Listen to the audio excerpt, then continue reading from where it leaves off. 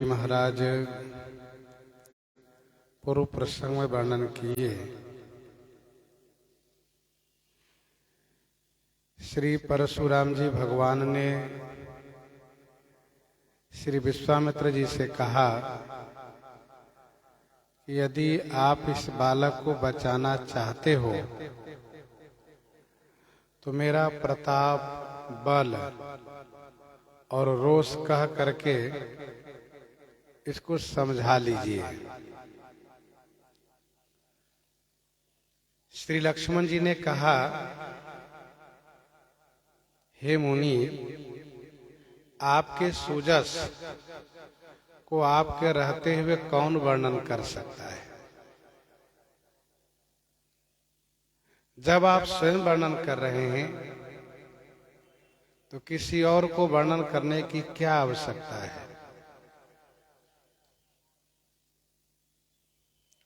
हाँ, यदि आप कहने में संकोच करते तो फिर कोई आपके बारे में वर्णन करता तो अच्छा लगता है। वैसे आपने अपने मुख से अपनी करनी को एक बार नहीं अनेक बार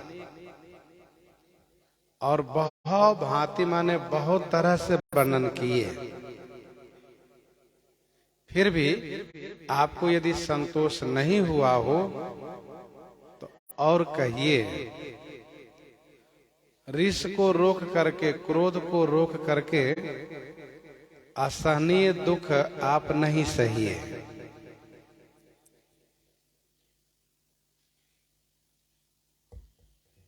आप अपने आप को वीर बनते हैं, वीर बरती हैं, धीर बनते हैं, अक्षोभा माने क्षोभ रहित बनते हैं। लेकिन जो गाली देते हैं इससे लगता है न आप में वीरता है, न धीरता है और न ही अक्षोभता है।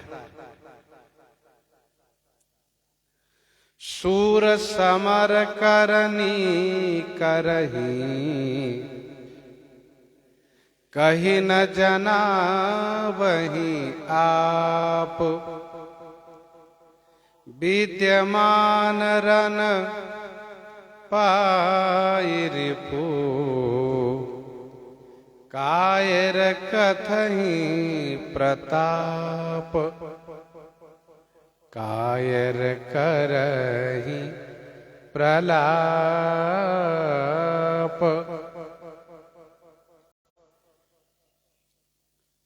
शूर लोग समर माने युद्ध भूमि में करनी करते हैं,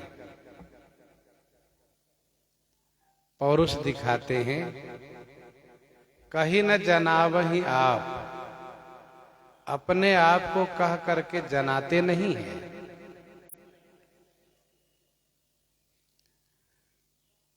हाँ, जो वीर नहीं है, जो कायर है, वह रण में रिपु विद्यमान पाई। रणभूमि में शत्रु को विद्यमान माने उपस्थित पा करके सामने देखते हुए अपना प्रताप कहते हैं अथवा प्रलाप करने लगते हैं।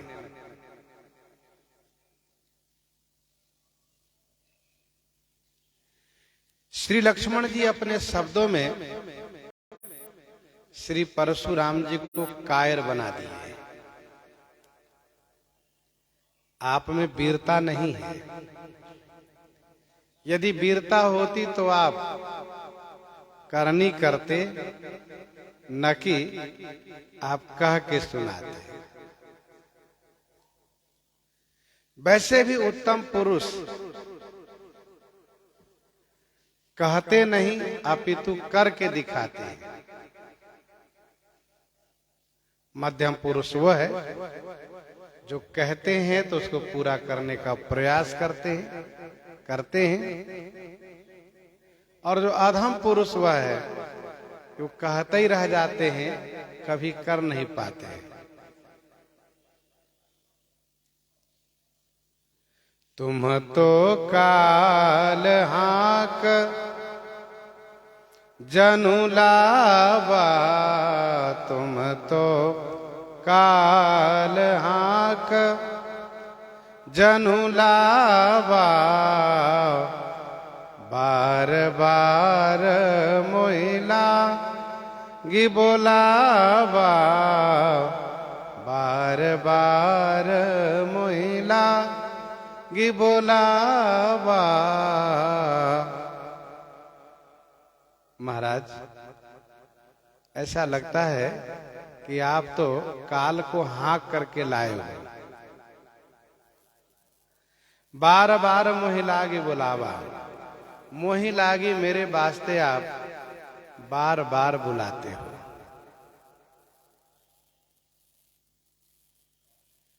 काल को आपने पशु समझा है और आप अपने आप को चरवाहा, इसलिए काल को हाँक करके आप लाए हो।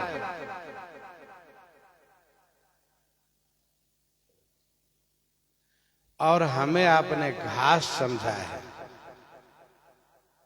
घास के समान तुच्छ समझा है।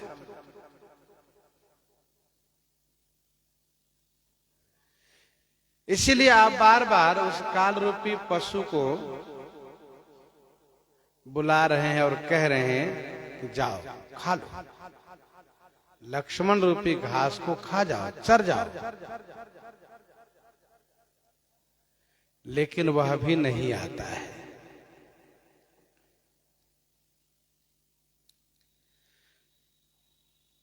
प्रस्तुत प्रसंग में श्री परशुराम जी ने इस बात को कई बार कहा है कि तुम काल के वशीभूत हो, मैं तुम्हें अभी काल के हवाले किए देता हूं। रे नृप बालक काल बस बोलत तो ही न संभार, कौशिक सुनहु मंद यह बालक कुटिल काल बस, निज कुल घालक, काल के बस है। और श्री परशुराम जी ने कहा, कहो पुकारी खोरी काल कवल भई है छनमा ही, कहो पुकारी खोरी मोहि नाही।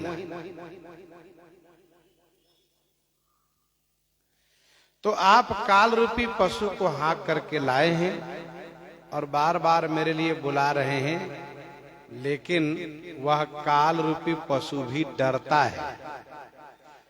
वह आपके कहने से मेरे पास नहीं आता है। आपने भले ही मुझे घास समझा है, लेकिन काल जान रहा है कि ये घास नहीं है, बल्कि ये तो हमारे भी काल है।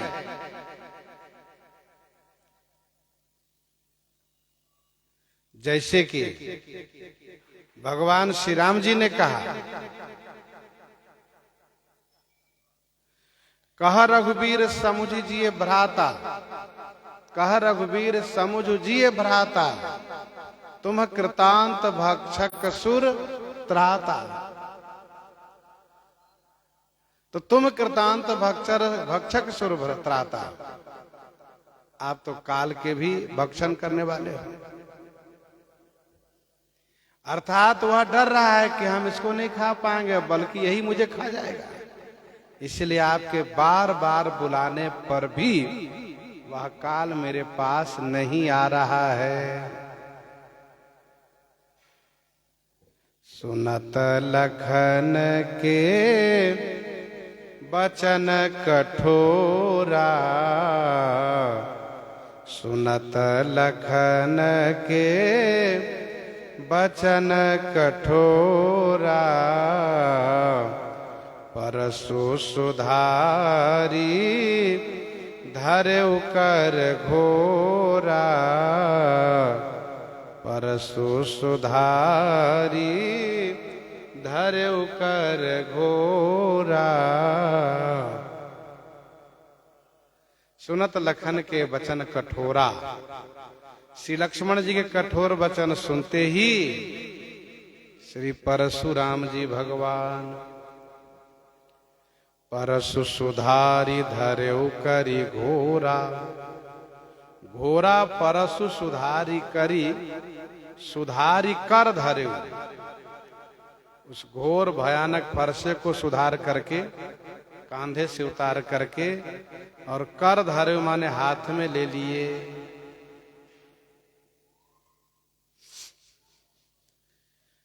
जब श्री परशुराम जी भगवान आए हैं तो धनुषर कर कुठार कल कांधे, धनुषर कर कुठार कल कांधे। अब इन्होंने फरसे को संभाल करके हाथ में ले लिए। घोड़ा कहने का भाव यह है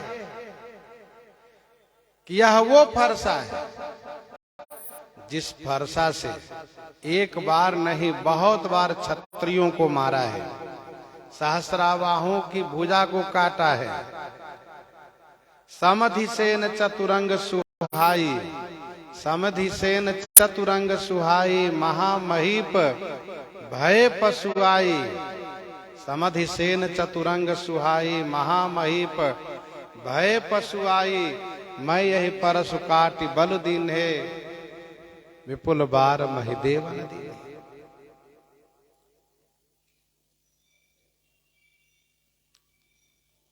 यह श्री परशुराम जी ने कहा है। श्री लक्ष्मण जी का वचन कठोर है, क्योंकि परशुराम जी ने श्री लक्ष्मण जी को गालियां दी है। इन्होंने भी कठोर वचन कहा है।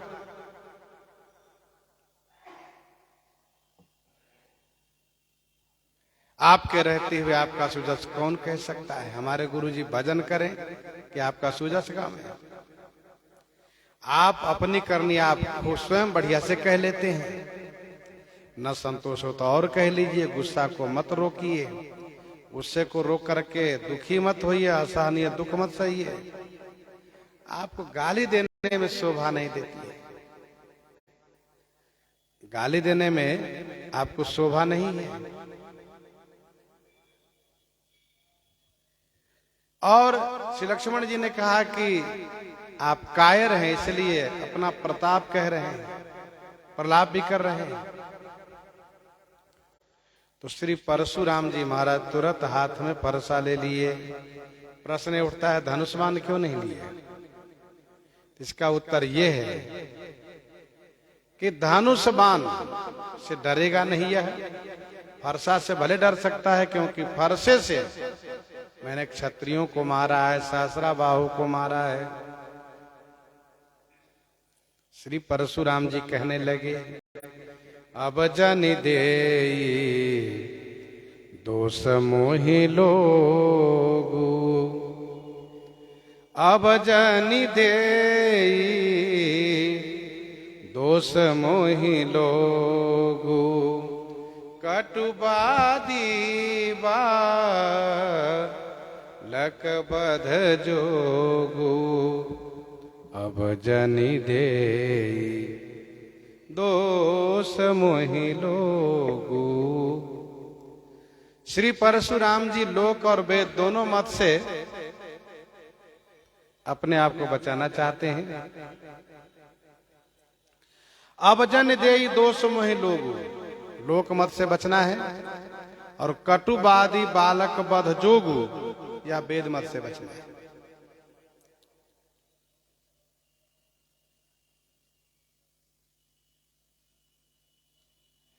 अब जन देई दोष मोहि लोगु,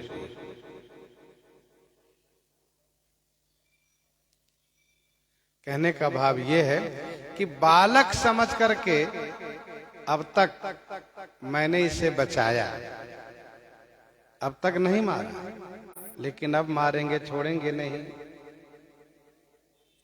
बालक बोली बधौ जनित, बधौ नहीं तो ही, बालक बोली बधौ नहीं तो ही। अब जन ऋषुप जावस्य मोहि, पहले कह चुके हैं। लेकिन श्री परशुराम जी कहते हैं कि कोई मुझे ये नहीं कहना कि आपने बालक को मार दिया, यह बालक मरने ही लायक है।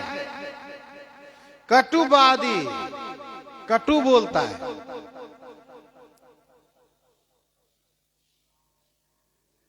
इसलिए यह वध के योग्य है। यह मुझे कायर बना रहा है, मेरी वीरता को स्वीकार नहीं कर रहा है, इसलिए इसको मैं मारूंगा। बाल बिलो की बहुत मैं बाँचा, बाल बिलो की बहुत मैं बाँचा, अब यह मरनी हार भासाचा, अब यह मरनी हार भासाचा। बाल बिलो की बहुत मैं बाँचा। बाल बिलो की माने बालक देख करके मैंने इसे बहुत बचाया, लेकिन अब यह मरनिहार भासाचा। अब तो साचा माने सचमुच यह मरनिहार भा, यह मरने वाला हो गया। मैंने इससे आते ही बालक कहा, अरे नृप बालक काल बस, बोल तो इन्हें संभाल।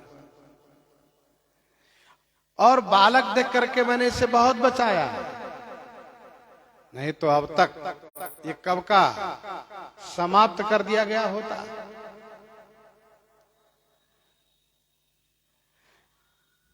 लेकिन अब यह मरनिहार भास साचा,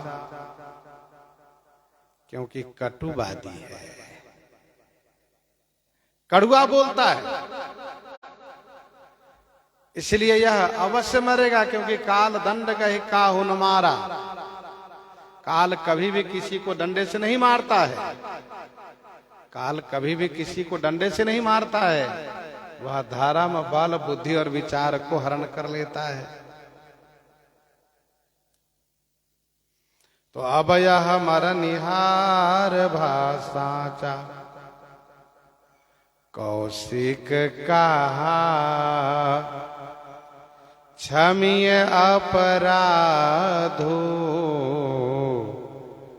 बाल दोष गुण गणहीन साधु, बाल दोष गुण गणहीन साधु।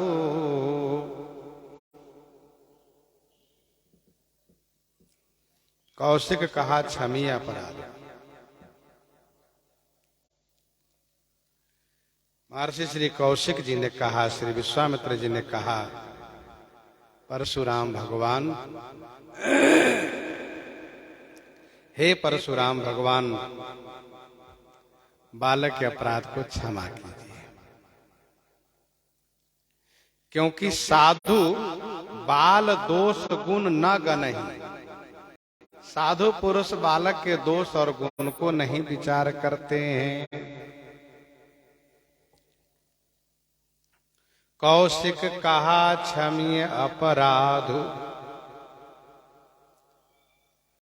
श्री परशुराम जी श्री विश्वामित्र जी से ही उन्होंने ये कहा है, कौशिक सुनहु मंद यह बालक, कुटिल काल बस निज कुल घालक, इसलिए तुम हट कहो जो चाहो उबारा, कही प्रताप बल रोष हमारा,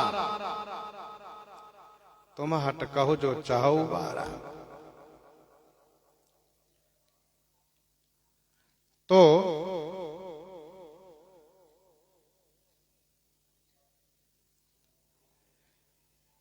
फिर श्री परशुराम जी जब इस प्रकार से गुस्से में आकर के श्री लक्ष्मण जी को मारने के लिए तैयार हो गए, तब श्री विश्वामित्र जी ने कहा, कौशिक कहा क्षमीय अपराधो। महर्षि विश्वामित्र जी ने कहा कि हे महात्मन, बालक के अपराध को क्षमा हो, क्योंकि यह बालक स्वयं आपसे क्षमा मांग रहा है, इसलिए इसके अपराध को क्षमा कर दीजिए। बाल दोष गुण गणहीन साधु,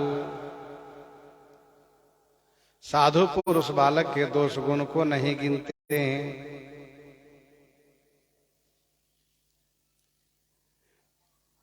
प्रश्न ये उठता है कि दोष को नहीं ध्यान देते, ठीक है, परंतु गुण को तो गुनना चाहिए, गुण को तो ध्यान देना चाहिए। इसका उत्तर ये है कि बालक होने के नाते उसके किए गए अनुचित को अनुचित नहीं माना जाता है, तो उसके गुण को भी गुण नहीं माना जाता है। अथवा तो दोष और गुण यह द्वंद्व शब्द है। कहो सुता के दोष गुना मुनिवर हृदय विचार।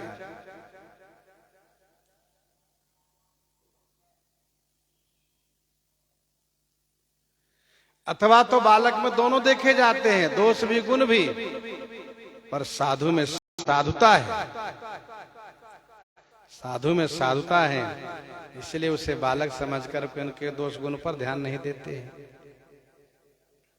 क्योंकि उनको बोध नहीं है, भी ज्ञान नहीं है।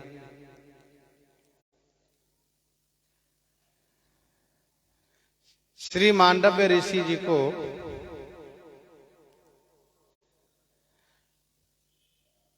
फांसी की सजा दे दी गई, चौराहे पर सूली पर लटका दिए गए, लेकिन 3 दिन तक फांसी पर लटके हुए थे, मृत्यु नहीं हुई।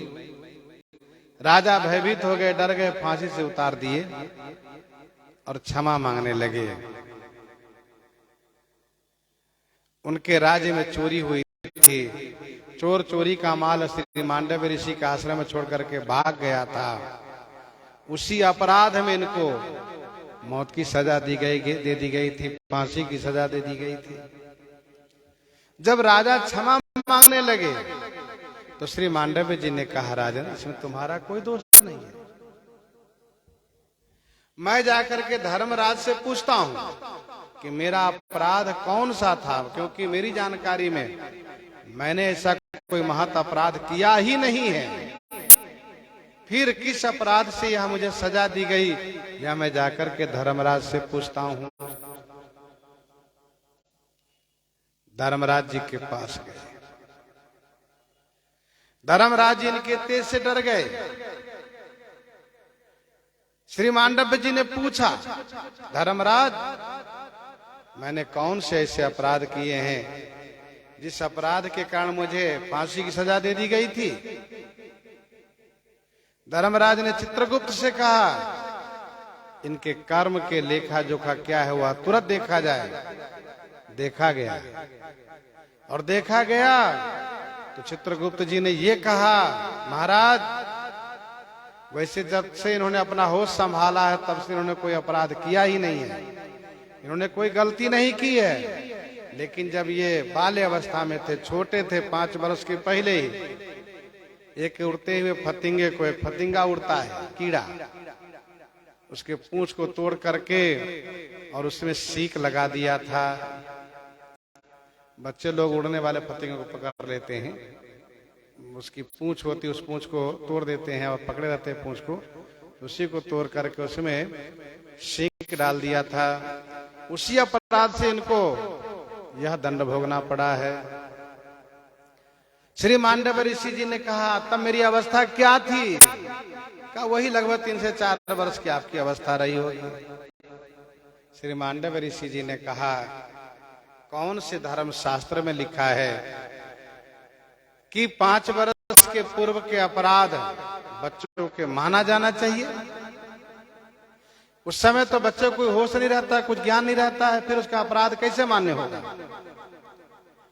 जब इस प्रकार से मांडव्य ऋषि जी ने प्रश्न किया, तर्क किया, तो धर्मराज जी डर गए। मांडव्य ऋषि जी ने कहा, मैं तुम्हें दंडित तो करूंगा, क्योंकि तुम प्रमाद किए हो। यदि मेरे कर्म के हिसाब को बढ़िया से ध्यान में रखते तो मुझे इतना दंड ही नहीं भोगना पड़ता, और न जाने कितने ऐसे जीव निरपराधी आपके द्वारा दंडित किए जाते होंगे। जब मेरे लिए जब विस्मृताप हो गया, आपको होश नहीं है, तो औरों के भी कर्म का हिसाब किताब सही नहीं होता होगा, इसलिए मैं श्राप दूंगा। धर्मराज जी हाथ जोड़ लिए, उन्होंने कहा, मुझे राजा नहीं बनाइएगा, दासी का बेटा नहीं बनाइएगा, और स्वपच नहीं बनाइएगा, और जो क्रोधित हो उनसे कहिए कि अमुक शब्द मत बोलिएगा, भले आपने बोला तो कहेगा जरूर बोलेंगे, क्या करोगे बताओ। तो जब श्री धर्मराज जी ने कहा कि 3 श्राप मुझे मत दीजिएगा, राजा बनना, दासी का बेटा बनना, स्वपच बनना, मांडव ऋषि जी ने कहा तुम तीनों बनो, तुम तीनों हो जाओ। और इसीलिए एक ही समय में द्वापर युग में तीनों थे। युधिष्ठिर राजा के रूप में है, विदुर दासी पुत्र के रूप में है, और स्वपच वाल्मीकि ये स्वपच के रूप में है, स्वपच वाल्मीकि स्वपच के रूप में है। तो इस प्रकार से बालक को दंड नहीं दिया जाता है। श्री विश्वामित्र जी कहते हैं बाल दोष गुण गणहीन साधु। बालक के दोष गुण को साधु लोग नहीं गिनते हैं। तब श्री परशुराम जी को अच्छा लगा, फिर उन्होंने कहा कर कुठार में अकरुण को ही आगे अपराधी गुरुद्रोही।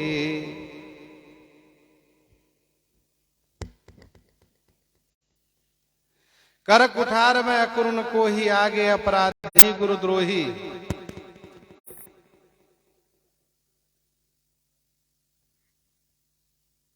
कर कुठार में अकरुण को ही आगे अपराधी गुरुद्रोही।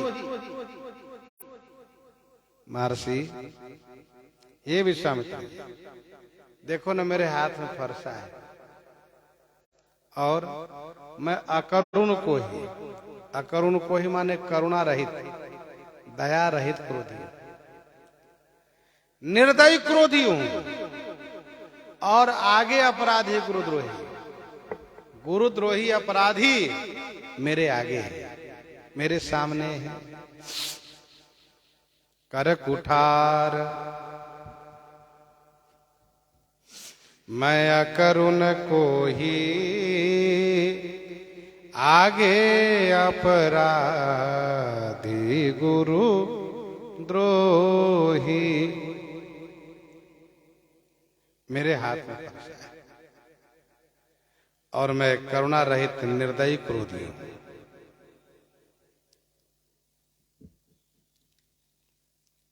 उत्तर प्रति उत्तर में किन्हा मुनि तन भय क्रोध के चिन्हा। उत्तर प्रति उत्तर में किन्हा मुनि तन भय क्रोध के चिन्हा। मैं क्रोधी हूं।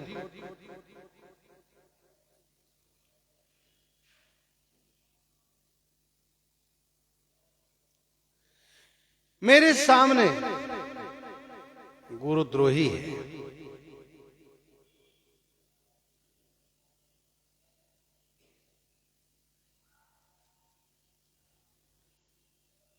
तो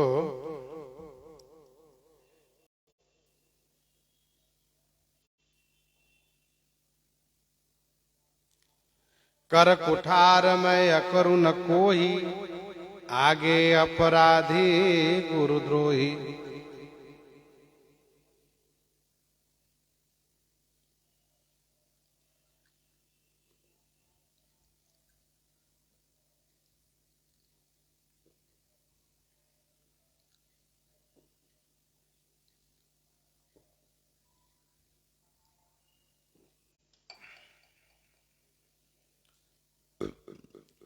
कटुवादी वध के योग्य होता है। जैसे सुनी कभी वचन बहुत खिसियाना, सुनी कभी वचन बहुत खिसियाना, बेगी न हरहूं मूढ़ कर प्राणा।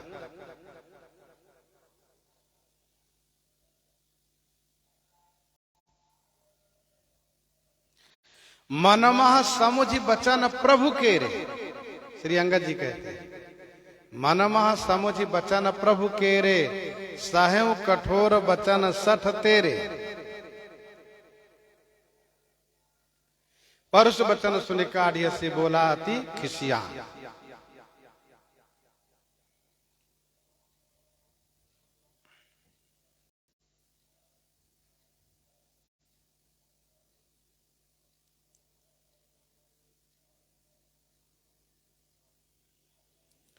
तो कर कुठार में करू न कोही, आगे अपराधी गुरुद्रोही।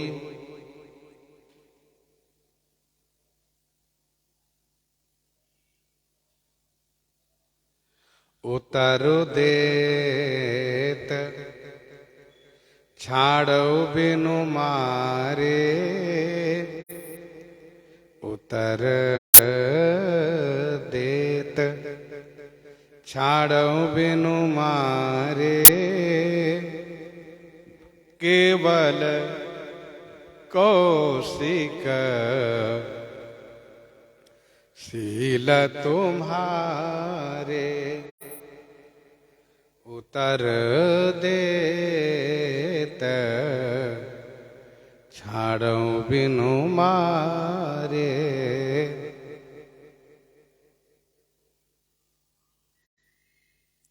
उत्तर दे रहा है और मैं बिना मारे इसे छोड़ रहा हूं। हे कौशिक, इसमें केवल तुम्हारा शील है। तुम्हारे शील के कारण। क्या शील?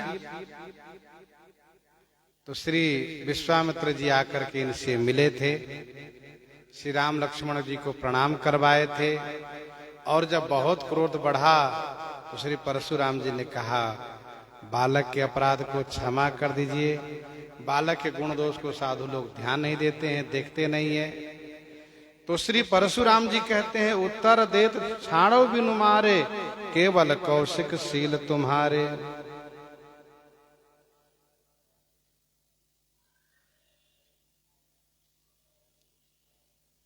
कहने का भाव यह है, उत्तर देने वाला दंड के बागी होता है। जैसे रावण कहता है, सीता ते मम कृता अपमाना, कटिहूं तब सिर कठिन कृपाना। वैसे ही श्री परशुराम जी कहते हैं, उत्तर देत छाड़ो बिनु मारे, केवल कौशिक शील तुम्हारे। तुम बड़े शीलवान हो, इसलिए तुम्हारे कहने से, तुम्हारे बचाने से छोड़ रहा हूं। सच्चाई ये है कि श्री परशुराम जी फरसा तो दिखाते हैं, परंतु फरसा आगे चलता नहीं है। आगे इस बात को कहेंगे। जब अपना कोई बस नहीं चलता है तो कभी श्री जनक जी, कभी श्री परशुराम जी इन सब का सहारा लेते हैं। केवल कौशिक शील तुम्हारे, न त यही काटी कुठार कठोरे, न त यही काटी कुठार कठोरे। गुरु ही उरिन होते श्रम थोरे, गुरु ही उरिन होते श्रम थोरे। न तो यही काटी कुठार कठोरे, न त मन नहीं तो यही कठोरे कुठार से काटी माने काट करके, इसकी हत्या करके। थोड़े श्रम, थोड़े ही श्रम में गुरु ही उरिन होते हो, गुरु जी से मैं उरिन हो जाता। न त यही काटी कुठार कठोरे, गुरु ही उरिन होते श्रम थोरे। थोड़े से श्रम में मैं गुरु जी से उरिन हो जाता।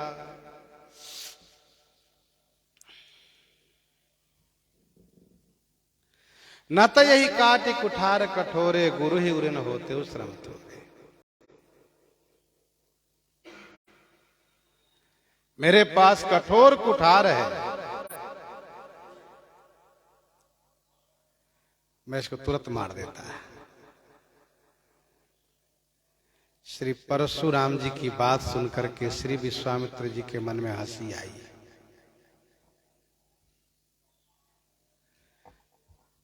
हंसी तो इस प्रकार से आई कि वह हंसी ऊपर भी प्रकट होना चाह रही थी, परंतु श्री विश्वामित्र जी ने सोचा कि यदि हंसी प्रकट हुई तो परशुराम जी समझ जाएंगे कि ये मेरा मजाक उड़ा रहे हैं।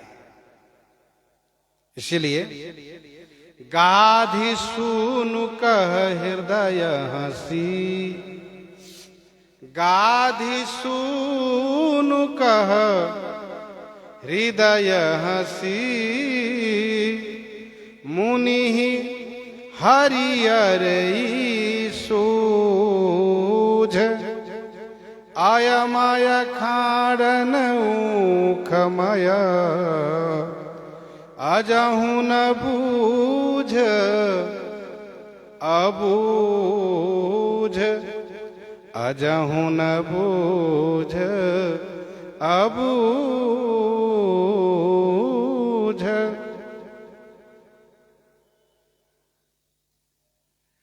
गाधि सूनु का हृदय हंसी।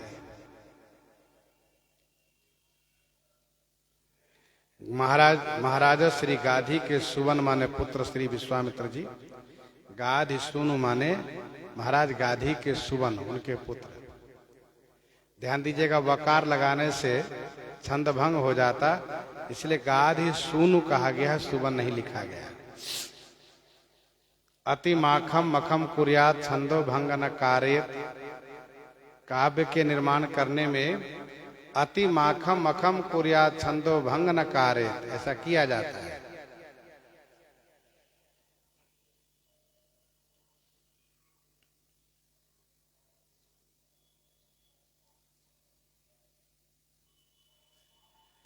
गाधि सूनु का हृदय हंसी, मुनि हरिहरिये सूझ।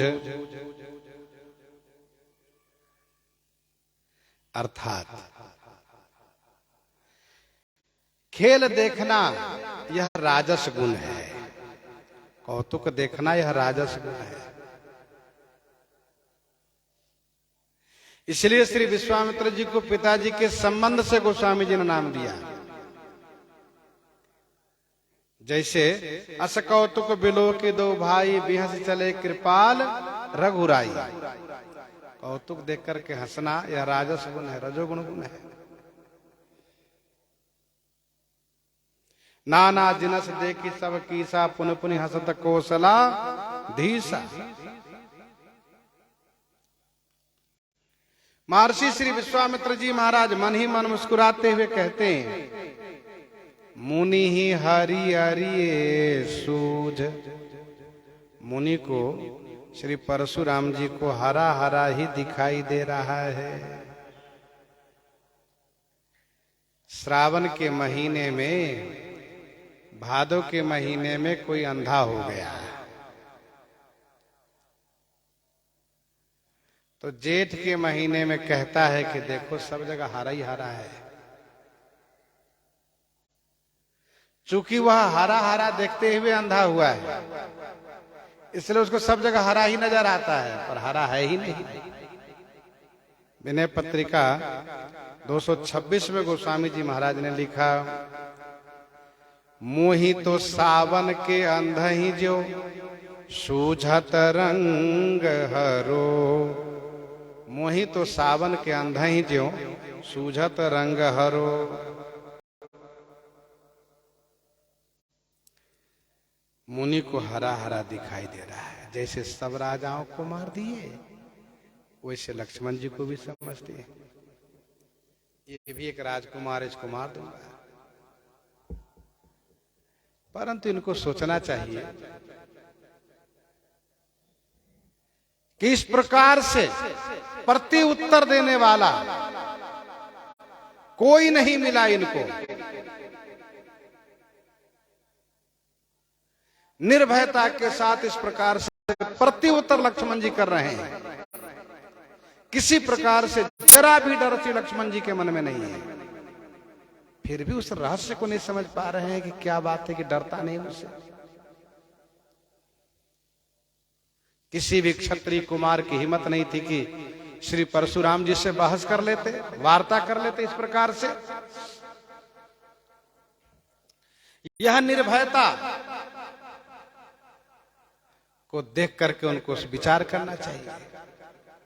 लेकिन ये तो सोच रहे हैं कि जैसे सभी राजाओं को मैंने मारा है, राजवंश को निपटाया है, समाप्त किया है, वैसे इसको भी मार दूंगा। तो मुनि श्री विश्वामित्र जी मन ही मन कह रहे हैं कि मुनि को तो हरा हरा ही दिख रहा है। आया माय खाड़न ऊख माय अजहु न बूझ अबूझ।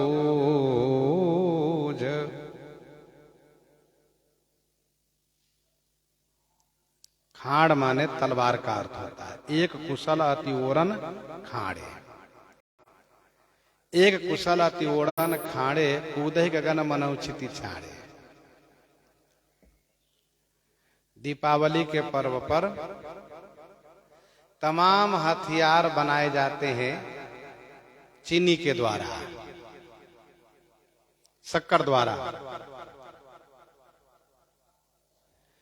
वैसे गुड़ जो दानेदार होता है उसको भी खाड़ कहते हैं, लेकिन खाड़ माने यहां तलवार का अर्थ है। तो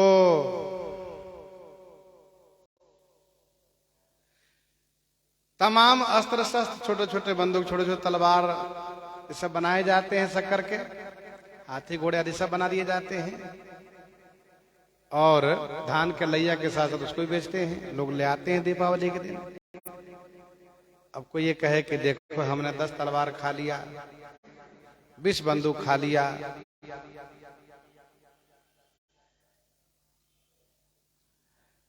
तो वह गन्ने के द्वारा जो चीनी बनी है, गन्ने से शक्कर बना है, शक्कर से वह तलवार आदि बना है, हथियार, उसको खा लिया, मुंह में लिया, गल गया, तो वह अभिमान करे कि देखो, वह अभिमान करे कि देखो हमने इतने तलवार आदि खा गए।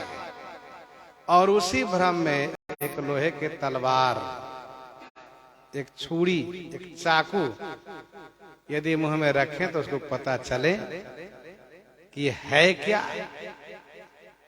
श्री विश्वामित्र जी महाराज मन ही मन सोच रहे हैं कि इनको समझ में नहीं आ रहा है। आया मैं खाड़ न ऊख माया अजाहु न बूझ अबूझ। आया माय खाड़, यह खाड़ आयामय माने लोहमय है, लोहामय है, न कि ऊखमय है। अन्य राजा लोग ऊखमय तलवार के समान थे। श्री लक्ष्मण जी आया माया माने आयस लोहामय तलवार के समान है। नहीं मन में विश्वास होता है तो देखें, अस्त्र शस्त्र चलाकर खा के देखें तो पता चलेगा।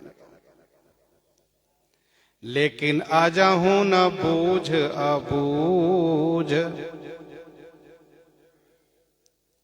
जिन परशुराम जी भगवान के आते ही सभी राजा लोग छुपने लगे थे, सब डर गए, किसी की हिम्मत नहीं थी बात करने की।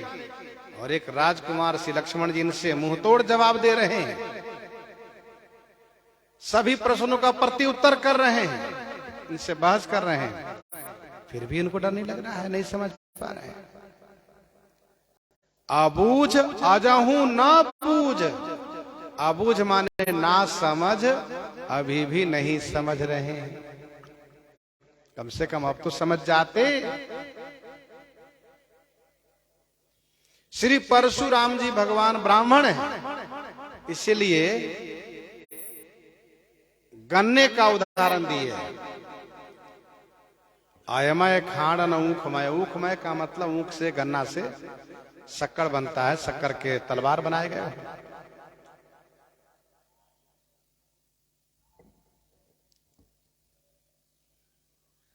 तो श्री परशुराम जी ब्राह्मण हैं, इसलिए उनके लिए ऊखमय कहा। और राक्षस लोग असुर हैं, इसलिए वहां पर दूसरा उदाहरण है ना समझी पर। असुरों के ना समझी पर वहां पर उदाहरण है जिमी अरुणो पल निखर निहारी। जिमि अरुणो पल निकर निहारी, धावहि सठ खग मांस आहारी, चोच भंग दुख तिन्हि न सूझा, तिमि धाये मनुजाद अबूझा। चूंकि वो राक्षस है, मांसाहारी है, इसलिए वहां मांस का उदाहरण है। और यहाँ श्री परशुराम जी ब्राह्मण है और ब्राह्मणम मधुरम प्रिय, इसलिए यहाँ पर ऊखमय का उदाहरण है।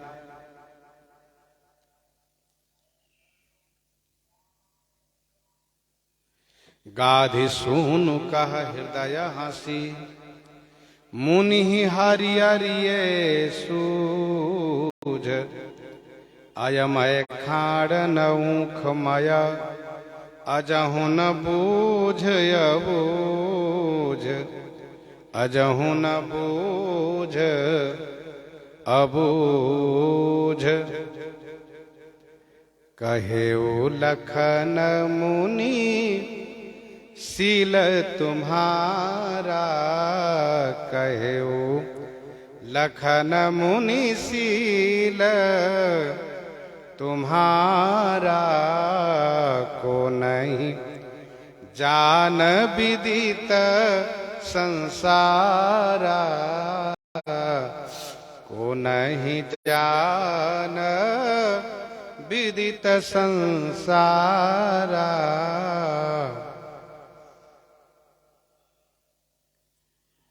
श्री लक्ष्मण जी ने कहा, हे मुनि, तुम्हारा शील माने आपका शील क्या है, उस शील को संसार में कौन नहीं जानता।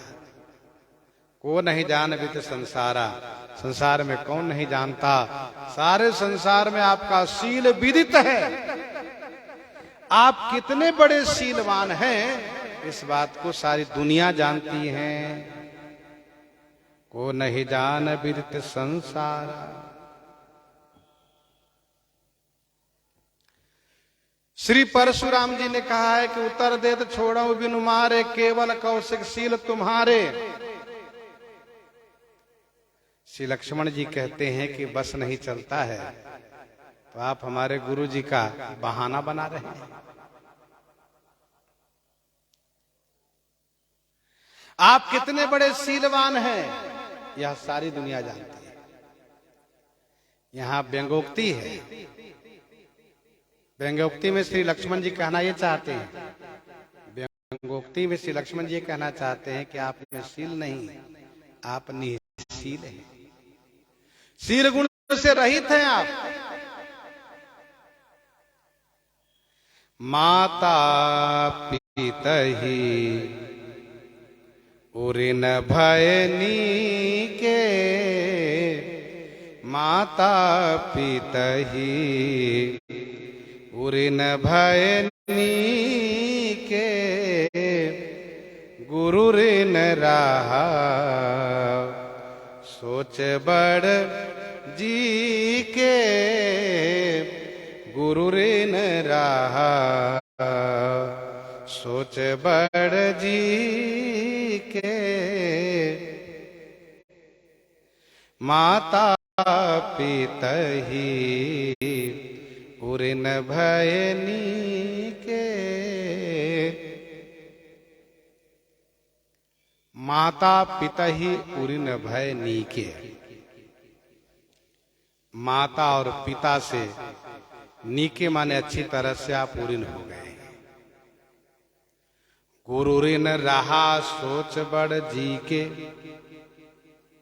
गुरु जी का ऋण बाकी है, इसलिए आपके जी के माने हृदय को बड़ सोच रहा, बहुत बड़ा सोच है। माता पिता ही ऋण भय नीके। यहाँ ऋण क्या है, कहा आयु ही ऋण है। आयु बना रहना, जीवित रहना, ये ऋण बना रहना है। आयु समाप्त कर देना, मार डालना, यही ऋण होना है। आयुर्बल ही ऋण है।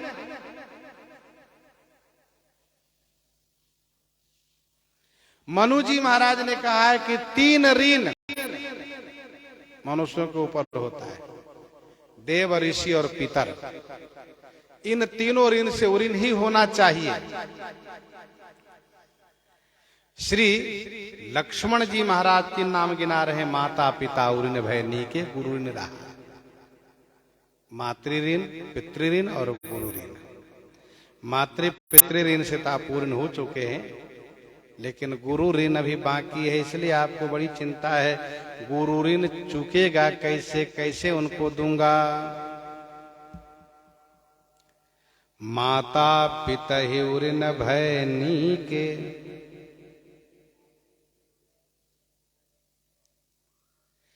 श्रीमद् भागवत जी के एकादश स्कंद के 5वें अध्याय 41वां श्लोक में वर्णन है, देव ऋषि भूताप्त, देव ऋषि पितर इनके बारे में वहां लिखा है। जिस प्रकार से वृक्ष के मूल में जल के अभिसिंचित करने से, मूल में जब पानी देने से संपूर्ण वृक्ष का पोषण होता है, वैसे ही भगवत शरणागति ग्रहण करके भगवान के भजन करने से सबका पोषण होता है, सब पुष्ट हो जाते हैं।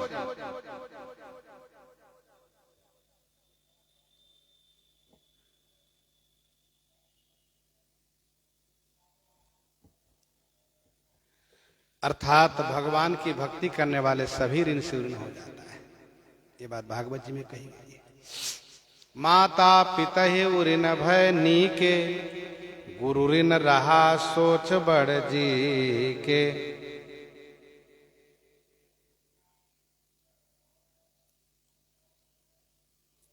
महाभारत वन पर्व शांति पर्व में कथा वर्णित है। प्रसेनजीत की कन्या रेणुका के साथ, प्रसेनजीत की कन्या रेणुका के साथ श्री जामदग्नि जी का विवाह हुआ है।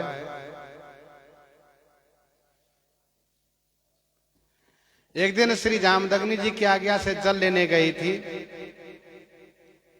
वहां पर गंधर्व का पत्नी के साथ जल विहार जो चल रहा था वह देखने लग गई।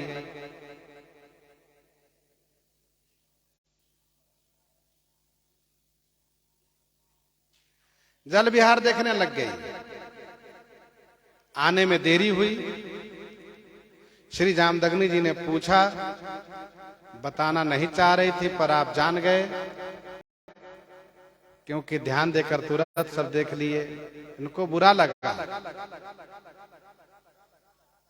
कि स्त्री को किसी और का जल विहार समागम नहीं देखना चाहिए, इसलिए इन्होंने अपराध किया है। अपराध मान करके अपने सभी बेटों से एक एक करके कहा कि मैया माँ को मार डालो।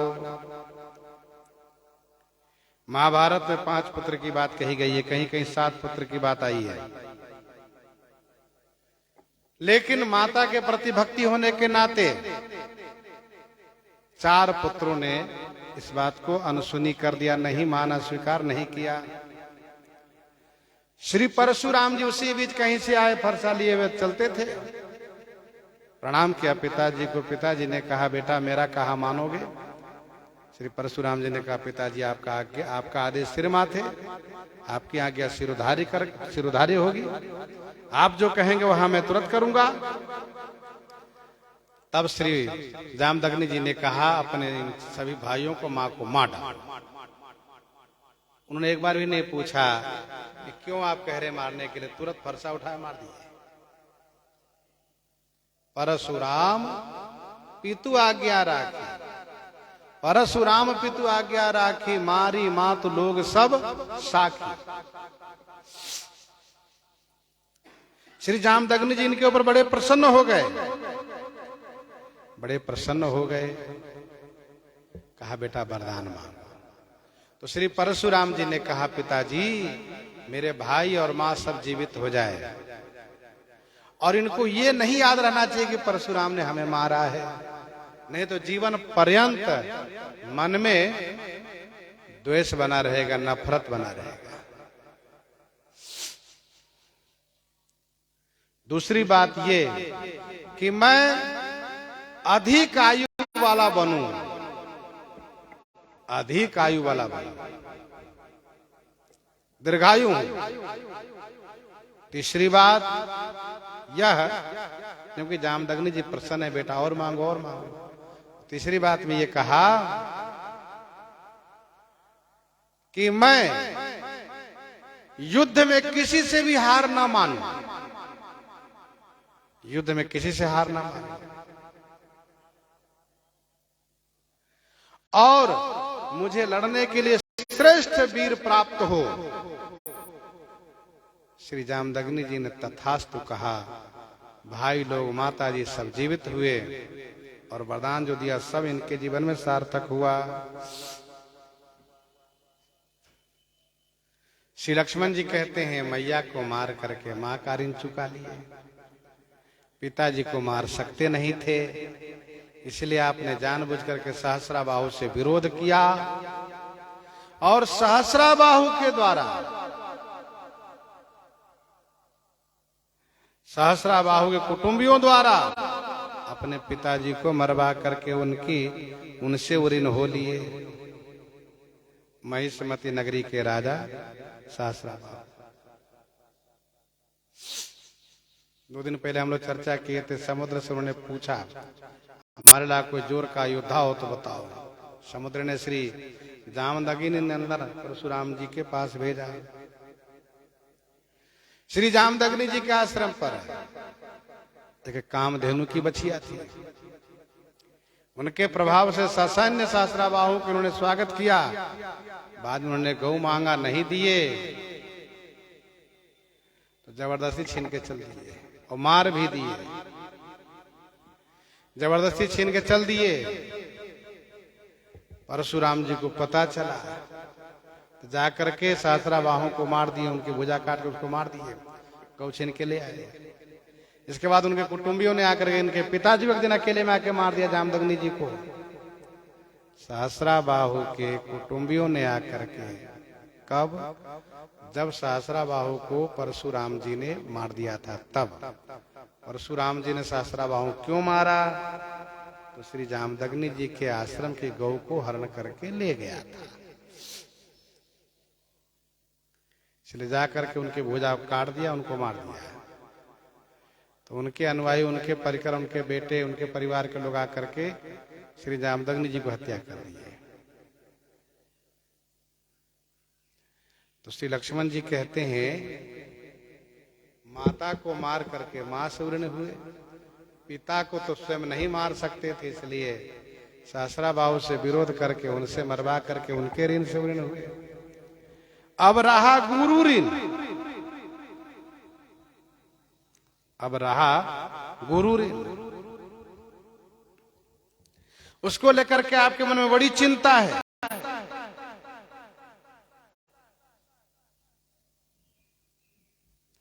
आपके मन में बड़ी चिंता है, गुरु ऋण कैसे चुकेगा?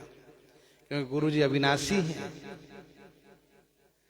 गुरु जी कोई मार नहीं सकता है। तो श्री लक्ष्मण जी आगे कहते हैं कि अब आप बुला लाइए गुरु जी। गुरु जी को मार करके गुरु ऋण से ऋण करा देंगे, और ऋण लिए हुए बहुत वर्ष बीत गए हैं, इसलिए आपको मार करके ब्याज भी चुका देंगे। तो कहे लखन मुनि शील तुम्हारा, को नहीं जान विदित संसारा। माता पिता ऋण भयनी के, गुरु ऋण रहा सोच बड़ जी के। मानस शंका समाधान में मणि पर्वत वाले पूज्य महाराजा श्री स्वामी श्री राम कुमार दास जी ने लिखा है,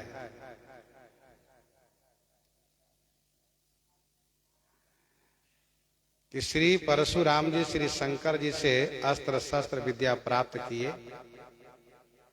जब इनकी विद्या प्राप्त हो गई तो गुरु जी से दक्षिणा लेने के लिए कहा। श्री शंकर जी ने कहा, परशुराम आपने बड़ी सेवा की है, इसलिए दक्षिणे की आवश्यकता नहीं है, मैं आपको यूं ही मुक्त करता हूं, आप जा सकते हो। उन्होंने कहा नहीं नहीं, बिना गुरु दक्षिणा दिए विद्या सफल कैसे होगी। तो जब इस प्रकार से कहा तो श्री शंकर जी ने कहा कि मैं मुंडों की माला पहना हूं, उसमें सुमेरु नहीं है, उसमें सुमेरु नहीं है। तो सहस्र शीर्षा शेष, सहस्र शीर्षा शेष श्रीमन नारायण रूप जो है उनका सिर ला करके हमें दे दीजिए, मैं उसमें लगा लूं माला के सुमेरु में लगा लूं। परशुराम जी गए, बहुत प्रयास किए, लेकिन भगवान शेष नारायण को मारने में सफल नहीं हुए।